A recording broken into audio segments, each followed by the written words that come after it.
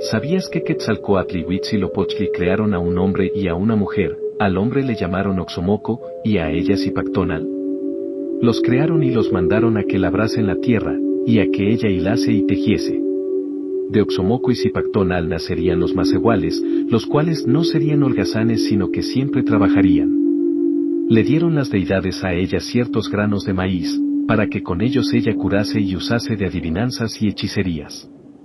Luego Oxomoco y Zipactonal hicieron los días y los partieron en meses, dando a cada mes 20 días, así tenían 18 y 360 días en el año.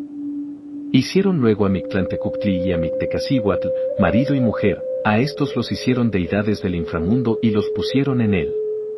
Luego crearon los cielos allende del Treceño, e hicieron el agua, en ella crearon a un pez grande que se dice Zipactli, que es como caimán, y de este pez, Quetzalcóatl y Tezcatlipoca hicieron la tierra. Síguenos en nuestras redes si te gustó y te interesa este tipo de contenido.